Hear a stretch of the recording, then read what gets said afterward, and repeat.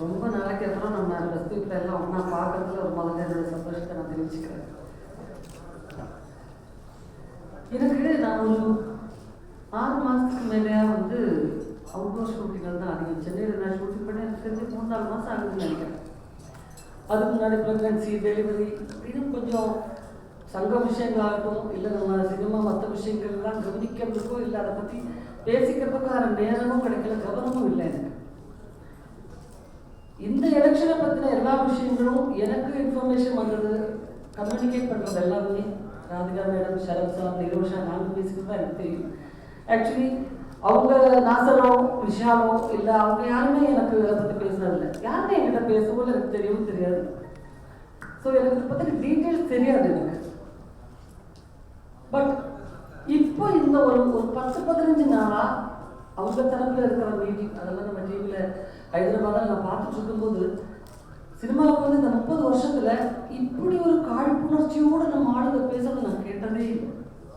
என்ன அவங்க பர்சனலாக அவங்க சட்டம் திருடிட்டோமா, இல்லை அவங்க குடும்பத்துக்கு ஏதாவது தீங்கு செஞ்சுட்டோமா, எதுக்காக இப்படி திடீர்னு ஒரு புகையா கிளம்புனா மாதிரி சடனா ஒரு திடீர்னு ஒரு கோபம் தாமம் எனக்கு தெரியவே இல்லை.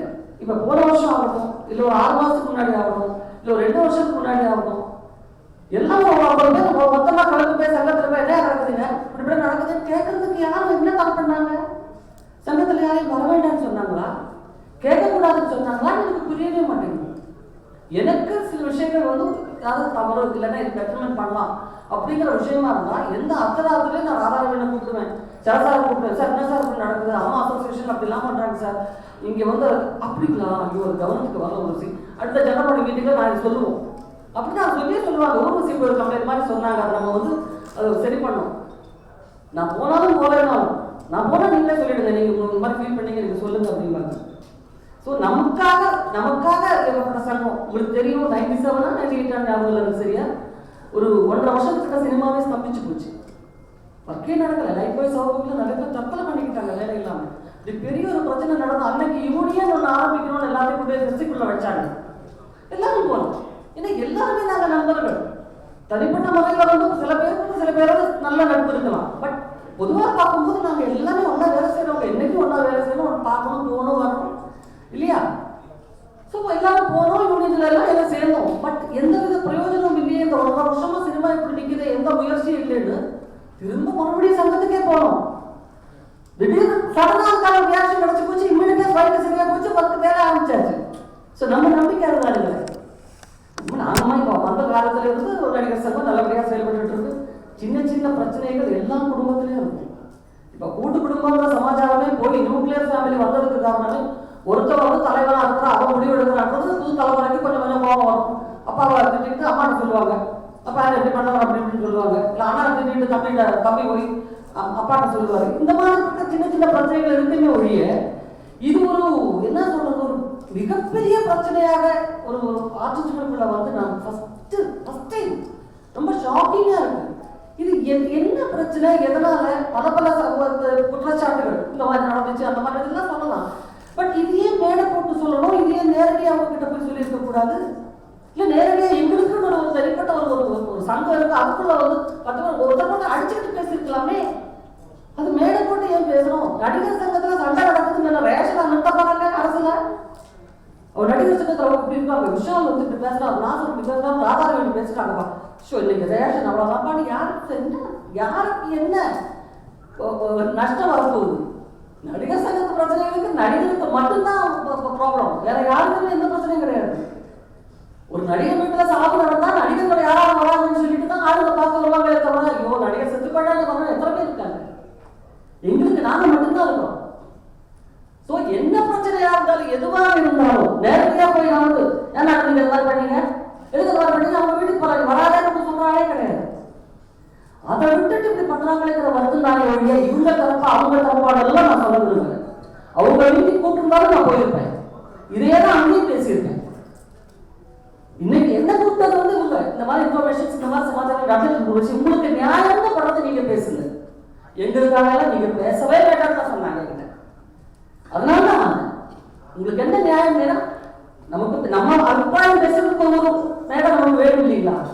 அதுக்கு கூப்பிட்டாங்க, அதனால வந்தேன், அதனால மட்டும்தான் பேசுறேன். எலெக்ஷன் நிற்கிறதுக்கு எல்லாருக்கும் உரிமை இருக்கு, அடிப்படை உறுப்புகள் எல்லாத்துக்குமே உரிமை இருக்கு. நில்லுங்க, நீங்க தாராளமாக நின்றுங்க.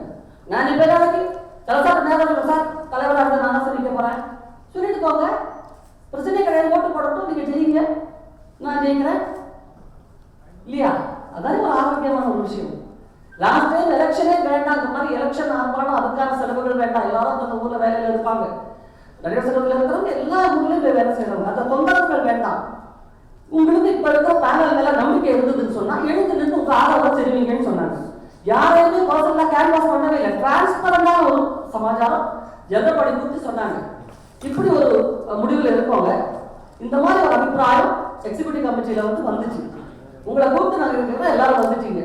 இதுல உங்களுக்கு 100% உங்களுக்கு திருப்தி இருந்தா நீங்க எழுந்து நில்லுங்க. மெஜாரிட்டி என்ன அபிப்பிராயம் அது மாதிரி தீர்மானம் பண்ணிக்கலாம். முதல் நாங்க தான் ஒரு குரூப் எழுந்து நின்றோம். ஏன்னா இந்த நம்பிக்கை எங்களுக்கு கிடையாது. எல்லாருமே எழுந்து நின்று கை தட்டினாங்களே. அன்னைக்கு ஏதாவது சின்ன சின்ன பிரச்சனை இருந்து நம்ம முடியாதுன்னு பாதி பேர் எழுந்து போயிருந்தா அன்னைக்கு எலெக்ஷன் நடந்திருக்கும். எலெக்ஷன் வைக்கிறது ரெடியா தான் இருக்கும், இன்னும் யாரும் சொல்லலை. ஸோ இது நம்மளை பொறுத்த வரைக்கும் நல்லாவும் படுத்து துப்பாதீங்க, நம்ம மேலதான் விழுது. அது மட்டும்தான் சொல்லணும். எலெக்ஷன்ல யாரும் நிக்கட்டும், யாரோ ஜெயிக்கட்டும், யாருக்கு போட்டு போடணும், அது எல்லாமே நம்ம உரிமை இருக்கு.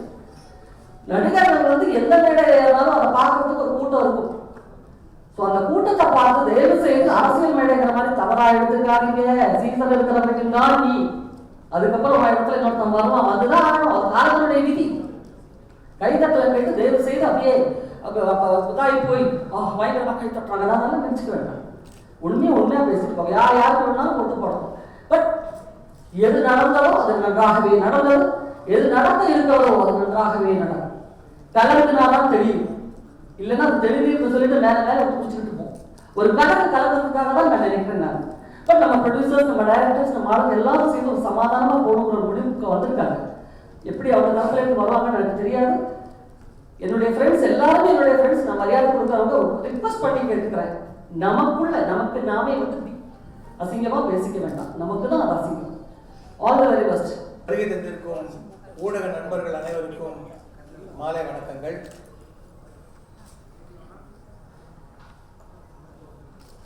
ஊர் 2 விட்டா கூத்தாடி கொண்டாட்டமா? கூத்தாடிங்க 2 விட்டா யாருக்கு கொண்டாட்டம்? புதுமொழி இயக்குனர் தான் அதுக்கு ஒரு தீர்வு சொல்லணும். சண்டை வேண்டாம், சச்சரவு வேண்டாம், எல்லாரும் ஒன்றாக இருப்போம். ஏன்னா நாளைக்கு ஷூட்டிங்கில் மறுபடியும் அவங்களே அவரே ஹீரோ வருவார், இன்னொருத்தர் வில்லனா வருவார். இதெல்லாம் சந்திக்க வேண்டிய சூழ்நிலை, அவுட்டோர் போக வேண்டிய சூழ்நிலை எல்லாமே இருக்குது. நமக்குள்ளே ஒரு சுமூகமாக போய் எல்லாத்தையும் அழகாக முடித்து கொள்ள முடியும். தீர விசாரிப்பதே மெய்ன்னு சொல்லியிருக்காங்க. கண்ணால் கண்டதும் போய், காதால் கேட்டதும் போய். நான் ஒரு சின்ன உதாரணம் மாத்திரம் சொல்ல விரும்புகிறேன். சமீபத்தில் பேசின ஒரு நபர், அவர் எங்க சங்க உறுப்பினரே அல்ல. அரசு ஊழியர்கள், அரசில் சம்பளம் வாங்குபவர்கள் நடிகர் சங்கத்தில் ஓட்டுரிமையே கிடையாது, அவர்கள் எப்படி தலைவர் ஆவார்? ரொம்ப பெரிய லீகல் பாயிண்ட கண்டுபிடிச்சிட்ட மாதிரி ஒரு பேச்சு.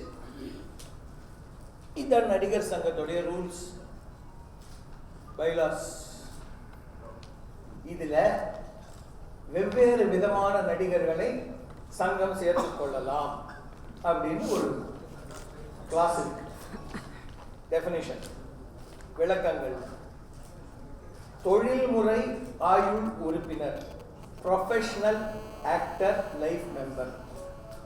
தொழில்முறை ஆண்டு சந்தா உறுப்பினர், தொழில்முறை அல்லாத ஆயுள் உறுப்பினர் பிராக்கெட்ல அமெச்சூர். இந்த அமெச்சூர் நடிகர்கள்ங்கிற ஒரு பாராகிராஃப்ல டெஃபினிஷன்ல முதல் வார்த்தையாக அரசு பணியாளர்கள், தனியார் நிறுவன பணியாளர்கள், வேறு வகையில் நிரந்தர வருமானம் கொண்டவர்கள், நடிப்பையே தொழிலாக கொள்ளாதவர்கள் ஆகியோர் தொழில்முறை அல்லாத கலைஞர்கள் ஆவார்கள்.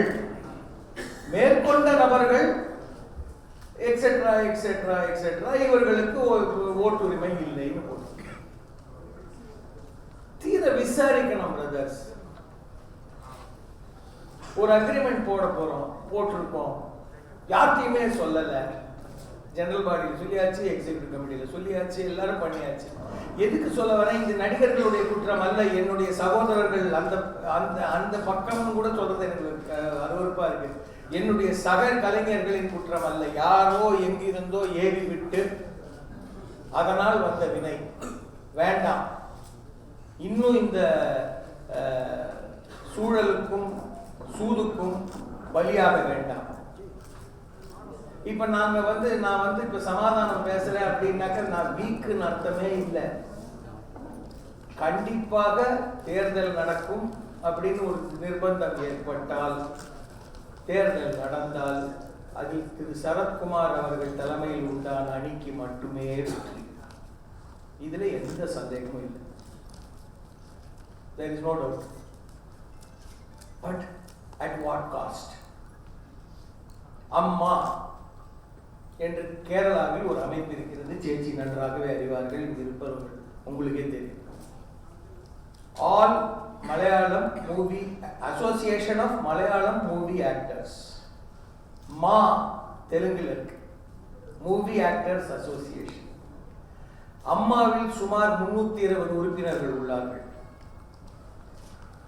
மா தெலுங்கில் 800+, 3200 உறுப்பினர்கள் கொண்டது தமிழ் இந்திய தென்னிந்திய திரைப்பட நடிகர்கள் சங்கம் மட்டுமே.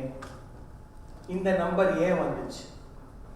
இது ஆரம்பிச்ச கே. சுப்பிரமணியன் காலத்திலிருந்து கட்டி காத்த கலைவாணர், புரட்சி தலைவர், நடிகர் திலகம் என்று பலர், அவர்களோடு பணிபுரிந்த நாடக நடிகர்கள், அவங்களை விட்டுட்டு நான் சினிமாவுக்கு வந்துட்டேனே, ஐயோ பாவம், என் கூட இருந்தவங்களாச்சே, அவங்களுக்கு என்ன பண்ணணும் அப்படின்னு அவங்களுடைய நலனை கருதி உருவாக்கப்பட்ட சங்கம் ஐயா இது. நாடக நடிகர்களை ஒத்தி விட்டு தள்ளி விட்டு இந்த சங்கத்தை மட்டும் கார்பரேட்டைஸ் பண்ணோம்னா, கார்பரேட்டைஸ் பண்ணா என்ன அர்த்தம்? எதிலும் லாபம் பார்க்க வேண்டும். அதுதான் ஒரு கார்பரேட். வர்த்தக நிறுவனத்தின் குறிக்கோள் லாபம், நடிகர் சங்கத்தின் குறிக்கோள் லாபம் அல்ல. அதன் அங்கத்தினர்கள் அனைவரும் ஒரு லாபகரமான வாழ்க்கை அமைத்துக் கொள்ள வேண்டும் என்பதுதான் குறிக்கோள். ஆகவே profit is not the motive, welfare is. So எந்த ஒரு முடிவும் எந்த ஒரு டைரக்ஷனும் டுவர்ட்ஸ் தட் இருக்கணும். மா மாதிரியோ அம்மா மாதிரியோ நடிகர் சங்கத்தால் செயல்பட முடியாது. அந்த காலத்துல இவங்கெல்லாம் பெரியவங்கெல்லாம் ஒரு ஒரு பறவை கூடு கட்டும் பொழுது இந்த மரத்துலேருந்து வருதா அந்த மரத்துலேருந்து வருதான்னு தெரியாது. எல்லா மரத்தோடைய இலை செடி கொடி எல்லாத்தையும் எடுத்து கொண்டாந்து கட்டும். அப்படிதான் பண்ணியிருக்காங்க. தமிழ், தெலுங்கு, மலையாளம், கன்னடம், எல்லா மொழிகளிலிருந்தும் நடிகர்களை ஒன்று சேர்த்து எல்லா ரகமான நடிகர்கள், நல்ல நடிகர், சுமாரான நடிகர், நடிக்க தெரியாத நடிகர், நல்ல வசதி உள்ள நடிகர், வசதி இல்லாத நடிகர், மேடை நடிகர், சினிமா நடிகர் என்று எல்லோரையும் ஒன்று சேர்த்து ஒரு சங்கத்தை உருவாக்கினார்கள். அந்த ஒற்றுமை குலைந்து விடக்கூடாது. நாளைக்கு எல்லாரும் ஒன்னா இருக்கணும். ஒரே ஏற்கனவே தமிழ் சினிமா பட்ட பாடு என்ன பாடுபட்டு நமக்கே தெரியும், எல்லாருக்கும் தெரியும். ரிலீஸ் ஆகிறதுக்கு முன்னாலேயே டிவிடி வருது, அது வருது, இது வருது, நெட்டில் ஸ்ட்ரீம் பண்றேன்றான், இந்த சைட்டுன்றான், அந்த சைட்டுன்றான், எவ்வளவுதான் பார்க்கறது. அதுக்கு மேல நடிகர்களுக்குள்ள வேற ஒரு வேறுபாடா? கொள்கை ரீதியான வேறுபாடு இருந்தா கூட பரவாயில்ல, கருத்து ரீதியா கருத்து வேறுபாடு இருந்தா கூட பரவாயில்ல, பேசிக்கலாம். இது என்ன வேறுபாடுன்னே தெரியலையே. என்னுடைய வருத்தமே இன்று ஒரு நடிகர் திலகம் இல்லாததுதான். இருந்திருந்தால் சத்தியமாக போகரோடுக்கு அனைவரையும் அழைத்து உட்கார்றா, என்ன பேசுற நீ என்ன, உனக்கு என்ன வேணும், உனக்கு என்ன வேணும்னு கேட்டு ஒரு ஒரு தேவர் மகன் ஸ்டைல்ல முடிச்சு கொடுத்துருப்பாரு. ஐயா இல்ல, புரட்சி தலைவர் எம்ஜிஆர் இருந்தா வேற. அட்லீஸ்ட் இன்னைக்கு இருக்கிற மூத்த நடிகர்கள்லாம் சேர்ந்து, மூத்த திரைப்பட தயாரிப்பாளர்கள், இயக்குநர்கள் எல்லாருமா சேர்ந்து தயவு செஞ்சு பிரிந்து கொண்டிருக்கும் எங்களை பிரியாமல் ஒன்று சேர்க்க வேண்டும். இதுதான் என்னுடைய வேண்டுகோள். இதனால சரத்குமார் அணி பலகீனம் ஒண்ணுமே கிடையாது. தேர்தல் என்று ஒன்று வந்தால் ஜெயிப்பது திரு சரத்குமார் அணி மட்டுமே. அதில் மிக தெளிவாக, தெள்ள தெளிவாக இருக்கிறேன். நான் எல்லாத்தையும் படித்தேன். I sat 4 hours. I sat with Mr. Sarath Kumar before I said yes, I will stand by you and stand with you. I discussed with him. I said இப்படி சொல்றாங்களே அப்படி சொல்றாங்க, எல்லாத்துக்கும் தெளிவா பதில் சொன்னார். Logically I had no fault to find with him. Factually I had no fault to find with him. I know him personally, so morally I will never question him. I know him, I know his family background, I know his missus and I know her family background. This is wrong. What என்ன நடக்குதோ அது வந்து ரொம்ப தப்பா நடந்துட்டு இருக்கு. இதுக்கு ஒரு முற்றுப்புள்ளி வரணும். நல்ல விதமாக முற்றுப்புள்ளி வந்து ஒழுங்கா அற்புதமா செயல்பட்டு எல்லாரும் ஒன்று சேர்ந்து அந்த பில்டிங்கை எழுப்பி அதிலேருந்து வருமானம் வந்து நலிந்த நடிகர்களுக்கு அம்மாவிலும் மாவிலும் கொடுக்கும் உதவித்தொகை போல் பல்மடங்கு கொடுக்க வேண்டும். யாரோ இதை கிரிட்டிசைஸ் பண்ணியிருக்காங்க, ராதாரவி எல்லா சாவுக்கும் போய் நிற்பாரு. நாங்கள் உங்க சாவுக்கு போகிறதுக்கு இல்லை, நான் வாழ்வு கொடுக்கணும்னு வந்திருக்கேன். அழைப்பு வச்சா கல்யாணத்துக்கு தான், அழைப்பு இல்லாமையே வரணும் சாவுக்கு. நடிகன் போன பிறகு அவனை யாருமே கண்டுக்கிறது இல்லை. அவன் போன பிறகு அவன் குடும்பத்தை போய் பார்க்கறவன் தான் என் மனுஷன். இருக்கும்போது அவனுக்கு ஃபேன்ஸ் அது இது தார தப்பட்ட காட்ட விட்டு அது இதெல்லாம் ஓடிடும். போன யார் பார்க்குறாங்க? ஸோ இதெல்லாம் நம்ம வந்து பெருசாக பேசிக்கிட்டு ஒருத்தர் தாக்கிக்கிட்டு பர்சனலாக தாக்கிக்கிட்டு கொஸ்டினிங் அதர் பர்சன்ஸ் கேரக்டர் இதெல்லாம் வேண்டாம். அப்படியே தேர்தலாக நடத்த வேண்டும் என்றால் ஒரு டிக்னிட்டியோட ஒரு பாலிஷோட பேசுவோம், அதோட மெயின்டைன் பண்ணுவோம். எஸ் சம்டைம்ஸ் கொஞ்சம் அந்த இமோஷனில் சில வார்த்தைகள் வந்துடும், பட் அதெல்லாம் வீட்டுக்குள்ள நடக்கிறதாங்க. கோபத்திலே கொடான்னு அண்ணனே சொல்லிடுறோம், அப்புறம் தான் வருத்தப்படுறோம். அதனால் பரவாயில்ல, எதையுமே பெருசாக எடுத்துக்காதீங்க. இஷ்யூ பேஸ்டாக போவோம், இஷ்யூ பேஸ்டாக பேசுவோம். எதையுமே பேசி தீர்க்கக்கூடிய ஒரு விஷயம்தான். தயவு செய்து எல்லாருக்கும் கேட்டுக்கிறேன், நான் இதை வந்து ஒரு காமன் மேடையாக கேட்டுக்கிறேன். எதுவுமே பேசி தீர்க்கலாம். Sarathkumar is not an unreasonable man. எனக்கு அந்த பக்கம் தெரியும், நல்லா சரத்குமார் தெரியும். கூப்பிட்டு யாரோ ஒருத்தர் வந்து உட்காருங்க தம்பி, என்ன இவங்க இப்படி சொல்றாங்களே, இதுல என்ன உண்மை, இதுல என்ன உண்மை, இதுல என்ன உண்மைன்னு ஒண்ணுமே இல்லை. இந்த தேர்தல் நடத்துறதுக்கு ஒரு ஹைகோர்ட் ஜட்ஜி வந்தாரு. அந்த ஹைகோர்ட் ஜட்ஜி வந்து உட்கார்ந்து 2 பேரையும் பேசிட்டாருன்னா பிரச்சனை முடிஞ்சிருக்கும். அப்புறம் ஜட்ஜே தேவையில்லை, தேர்தல் நடத்த நாங்களே நடத்திப்போம். யாரோ ஒருத்தர் அந்த ஸ்டேட்டஸோட வந்து பண்ணி கொடுக்கணும், பண்ணணும். இதுதான் என்னுடைய வேண்டுகோள்.